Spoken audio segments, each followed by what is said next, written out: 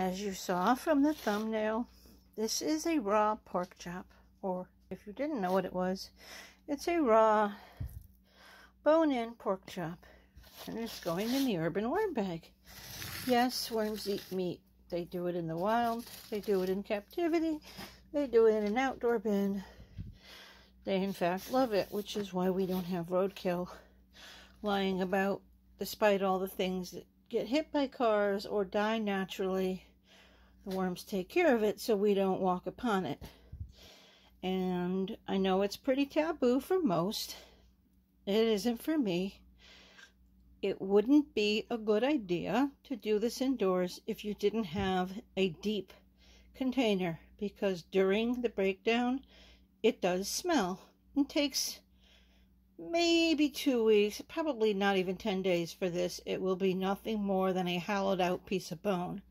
And during that time, if it were not buried deeply, it would smell because it begins to decay, which makes it even more appealing to the worms, but not so appealing to the human nose. So, and if you have other pets as if worms are pets, I guess they're pets.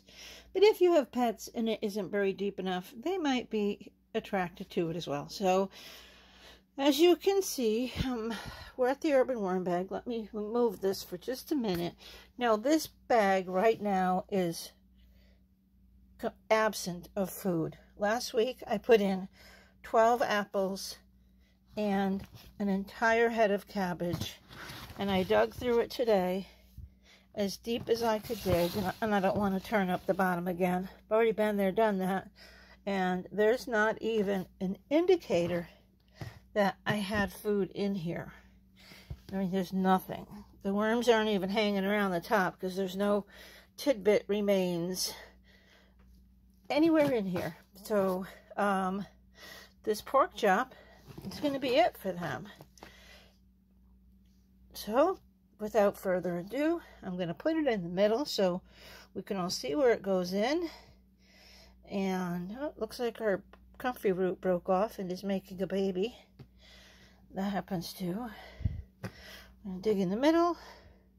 Now, I don't want to go too deep because most of these worms are surface feeders and they don't want to go deep. But I want to go deep enough to where it isn't going to smell. I do keep the bin open. I haven't been zipping this up because I haven't had any kind of flies or gnats or anything in a while now. So I don't need to close it. And it allows me to peek in on them better.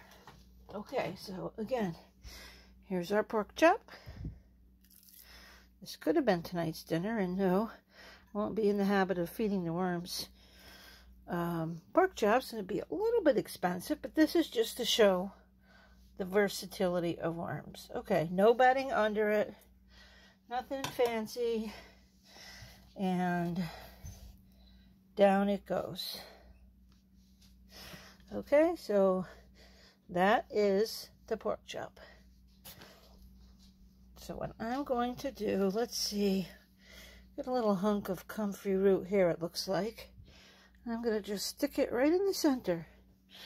Well, actually, I'll lay it down. I'm going to lay it down in the center because this is not going to be one of those once a week follow-ups because it's going to go so quickly. It's going to have to be frequent follow-ups. So I'm going to do a check-in on this